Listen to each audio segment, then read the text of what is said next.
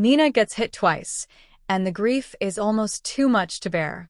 Oh, darlings, get your tissues ready, because this first story is one of the most emotionally devastating things General Hospital has delivered in a very long time. We're talking about a woman who is about to lose the same person twice in the same conversation. A woman who is going to sit down and find out that the man she welcomed back into her life, the man she called family, the man she allowed herself to love again, was never who she believed he was. And then, before she even has a moment to breathe through that first blow, the second one lands. And it is going to shatter her completely. Let us walk through exactly how this unfolds. Nina is going to find out about Cassius. Not from Liesel. Not from Britt. The truth about what happened on that pier at Spoon Island is going to reach Nina through a chain that started with Jocelyn, who had to drag the information out of Z herself in a moment that was equal parts desperate and extraordinarily brave. Jocelyn used what she knew about Cassius as a bargaining chip. She traded that information as part of a deal. And the news that came back, delivered by Z with the kind of clinical detachment that powerful men use when they want to avoid the full weight of what they're saying, was that Cassius did not survive his injuries. Now, and this detail matters, Z did check Cassius's pulse when he walked by him on that pier. He did not bypass him entirely. But what that pulse check revealed, and whether Z's version of events is the complete and unvarnished truth, is something that a few sharp minds in Port Charles are already quietly questioning. Z's story is what it is for now. And for now, the world is operating on the understanding that Cassius is gone. Which means someone has to tell Nina. And Jocelyn, who formed an unexpected bond with Liesel during everything that happened, may be the one to set that in motion. She may reach out, ask for Nina to come, and put the pieces in place for what is going to be one of the most heartbreaking conversations this show has given us this summer. Because Nina is going to walk into that conversation carrying one level of grief, and walk out carrying something completely different. First comes the revelation that the man she knew as her cousin, the person she grew up alongside, the family member whose return felt like a miracle, was never actually him. He was Cassius, Nathan's twin, a man her own mother gave away to Caesar Faison, a secret buried so deep and so long that Nina never had even a whisper of a clue it existed. That truth alone would be enough to send anyone to their knees. And then before Nina can even begin to process the first blow, the second one arrives. Cassius is dead. Shot in the chest. Gone from a pier on Spoon Island in a way that echoes the loss of Nathan so closely it is almost unbearable to think about. She lost Nathan once. She has grieved that loss and carried it and built her life around surviving it. And now she is losing him again, in the form of the twin she never knew existed, gone before she ever truly had the chance to know him as himself.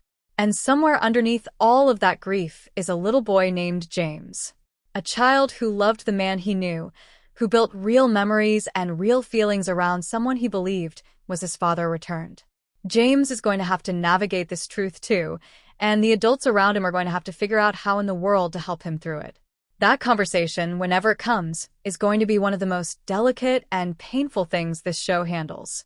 Nina is also going to be sitting with relief and grief simultaneously because Ross being gone means Jack is safer. The threat that loomed over so many people has been removed. She can breathe about that. But breathing freely while her heart is breaking does not make the breathing any easier.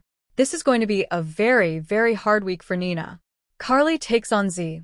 Britt gets life-changing news, and Port Charles erupts. Darlings, buckle in, because the week unfolding in Port Charles right now is moving at the speed of a runaway train, and every single car on that train is carrying something explosive. We have got Carly going to war with the most powerful man in the intelligence world. We have got Britt sitting in a jail cell about to receive news that could rewrite her entire understanding of her own life. We have got Danny furious and ready to explode. And scattered across every corner of this city, confrontations, revelations, and secrets that are finally starting to crack open. Let us start with Carly, because Carly does not wait, and Carly does not soften, and Carly is absolutely not done with Z. She marched up to him on Spoon Island demanding answers about Valentine, and now she is coming back with an entirely new demand, and this one is even more personal. She wants Jocelyn out. Out of the WSB. out of this dangerous world that Carly believes has already taken too much from too many people she loves. She has watched what this life does to people. She watched it with Anna. She has seen the cost up close, and she is not going to stand by while her daughter walks deeper into it. Carly is going to stand in front of Z and make her case with everything she has. She is going to be fierce and loud and completely unwilling to be dismissed. She believes with every fiber of her being that Jocelyn did not fully understand what she was choosing when she committed to this path. She believes her daughter has been shaped by people and circumstances that did not give her a truly free choice. But here is what Carly does not know, and what is going to be very hard for her to accept when she finds out. Jocelyn already made a deal with Z. On her own, without asking anyone's permission or input. And that deal was not about getting herself out. It was about getting Jason home. Jocelyn used her position, her leverage, her willingness to stay in and keep working, all of it, to secure Jason's return to Port Charles. It was completely selfless. It was brave. And it was entirely Jocelyn's choice. That truth, when it reaches Carly, is going to stop her cold. Because how do you argue against your daughter choosing to protect someone the whole family loves? How do you call that brainwashing? The answer is, you cannot. And Carly is going to have to wrestle with the very real possibility that Jocelyn is not a victim of this world. She is someone operating inside it with clear eyes and deliberate purpose. Sunny is going to try to warn Carly, to slow her down before she does something that cannot be undone. But everyone in Port Charles knows that once Carly locks onto something, the chances of stopping her are somewhere between slim and none. Meanwhile, in a jail cell across town, Britt is about to receive news that is going to stop her breath completely.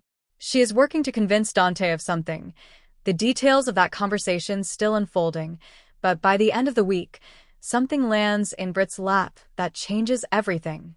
The possibility that her diagnosis, the illness that has shaped every decision she has made about her own life, her own future, her own sense of how much time she has left, may never have been real to begin with. If Britt finds out she never truly had what she believed she had, that the diagnosis was wrong, possibly deliberately manipulated by people with their own agendas, the ground beneath her is going to shift completely. Everything she sacrificed, every goodbye she said too early, every moment she spent making peace with an ending that was never actually coming, all of it reframed in an instant. That is not just shocking news. That is a woman getting her entire future handed back to her when she had already let it go. And Danny, Danny is carrying something heavy this week too. He has learned the truth about his father's disappearance, finally understanding why Jason has been gone and what it cost everyone to keep that secret. And that knowledge has lit a fire in him that is not going to burn quietly. Everywhere you look this week, Tracy and Willow clashing, Trina running into Portia in the most awkward of circumstances, Chase looking genuinely horrified by something he discovers, Liz starting to put pieces together that someone very much hoped she would never find. Port Charles is a city absolutely crackling with tension from every direction. Jason is coming home, and Port Charles is anything but ready. And now, darlings, the moment. The one that fans have been holding their breath for, counting down to, desperately hoping would arrive before the summer was over. Jason Morgan is coming home. He is walking back through the doors of Port Charles. And the city he is returning to is never going to be the same again. Let us understand the full weight of what Jason sacrificed to get here. He did not end up in that black site by accident or bad luck. He made a choice. A deliberate, completely selfless choice to protect a child, Rocco, who had done something brave and terrifying in the heat of a dangerous moment. Jason stepped in front of the consequences. He took the fall. He walked into captivity knowing exactly what he was walking into, because the alternative was allowing a child to carry that weight. That is who Jason is. That has always been who Jason is. And he sat in that black site, in conditions nobody should ever have to endure, while Port Charles kept moving without him. While Danny grew up a little more. While the people he loves navigated danger and heartbreak and impossible choices without him there. While Alexis sat across from the WSB director and threatened to go public if something was not done, because that is the kind of fierce, stubborn, completely boundless love this family operates with. Danny tried to break into a WSB field station to reach his father. Think about that for a moment. This young man, who carries so much of his father in the way he moves through the world, was so desperate to bring Jason home that he put himself in the path of real danger to try to make it happen. That kind of love does not come from nowhere. That is the mark of a man who has always shown up completely for the people who matter to him, even when he was absent in body. The impact of Jason does not require his physical presence to be felt. Charlotte was the one who finally told Danny the truth about why his father was gone, because she overheard it and could not hold it any longer. And that truth, finally in Danny's hands, has given him something to anchor his fury to. He knows now. He understands. And that knowledge is both a relief and a weight he is going to carry with him straight into whatever comes next. Now, the question that hangs over Jason's return like a storm cloud forming on a clear day: is he coming home to anything resembling peace? The honest answer is almost certainly not. Because Port Charles does not do peaceful homecomings. Not for people like Jason. Not when every loose end from the story that put him away is still sitting somewhere in this city, fraying at the edges. Sidwell is in a cell, saying very little and forgiving even less.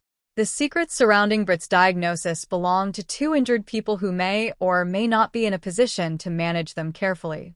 Danny is holding dangerous information about Rocco and Ross. Cassius's fate is officially declared but quietly questioned. And Z, this powerful, inscrutable man who arrived on Spoon Island and started making promises, is still very much in the picture, with an agenda that nobody outside his own circle fully understands. Jocelyn made a deal that secures Jason's freedom. A beautiful, generous, completely Jocelyn thing to do, trading her own continued commitment to bring her family's person home. But that deal has layers. And what it means for her future, for her relationship with the WSB going forward, is something that is going to ripple outward in ways nobody has fully calculated yet. Jason is walking back into all of it. Into a son who fought for him with everything a young person has. Into a city where the power structure is shifting, where old alliances are being tested, where new threats are already forming in the shadows of the ones that just fell. Into a best friend who is rebuilding his empire with the help of someone Jason has never fully trusted. Into a version of his own life that he spent months in captivity, deciding he wants to look completely different going forward. He is not the same man who left. Captivity changes people in ways that are impossible to fully articulate until you are standing on the other side of it. Jason has had nothing but time and darkness and his own thoughts, and he has come to decisions in that silence that are going to surprise people, that are going to be hard for some people to accept, that are going to redefine what it means to be Jason Morgan in Port Charles. The return is July 13th. And if this show follows the rules it has always played by, and it always does, Jason Morgan will arrive home at exactly the moment when everything around him is about to erupt. Just in time for the biggest storm of his life.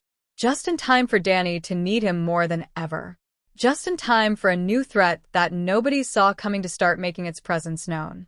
Welcome home, Jason. Port Charles missed you. And Port Charles is absolutely not ready for you.